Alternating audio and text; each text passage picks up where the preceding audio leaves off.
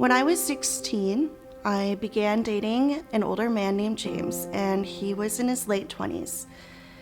When I first met James, I was really excited. He was good looking, and he treated me like an adult, and he even bought me really expensive gifts. He told me that he would always care about me. But after a few months, things started to change. He was short on money, and he wasn't able to make his rent, and so he had an idea of how I could help. And that idea was to sleep with his friend for money. He told me that if I really cared about him and loved him, that I would do it. And it was only supposed to be one time, but that time turned into multiple times. Soon, James, he wouldn't let me see any of my friends, and he distanced me from my family, and he became abusive, both mentally and physically. I felt like I had nowhere to go, and I was ashamed of what I had done. It's hard to imagine that someone that I thought loved me could use me in that way. Human trafficking is a $150 billion industry worldwide.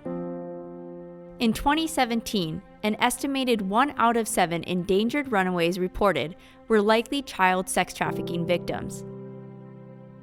It is estimated that 600,000 to 800,000 people are trafficked in the United States annually.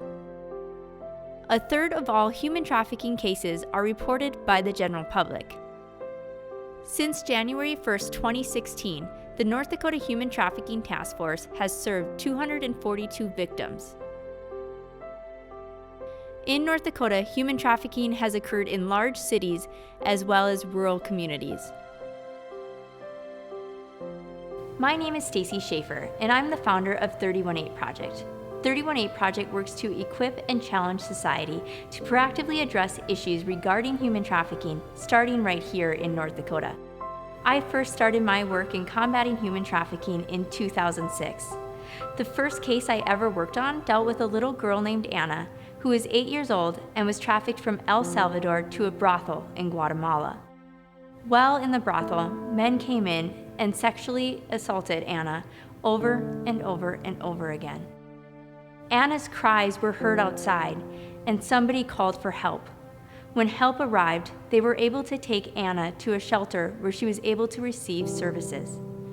Many people might see Anna's story as a story of tragedy, but we see it as a story of success, as Anna was able to survive to share her story. It was her story that gave me the inspiration to start 318 Project, which comes from Proverbs 31:8, speak up for those who can't speak for themselves. We truly believe that through education, we will be able to equip our communities to help report and identify this hidden crime. We also have realized that the general public serves as the eyes and the ears of the community. If they don't have the education on what human trafficking looks like, how do we begin to combat this problem? Our organization is honored to partner with and educate schools, faith-based groups, the medical community, law enforcement, and other organizations. The stories you heard are just 2 examples out of the millions of cases of human trafficking happening throughout the world, including North Dakota. Now it is up to you to create a community that is ready to take action against this crime.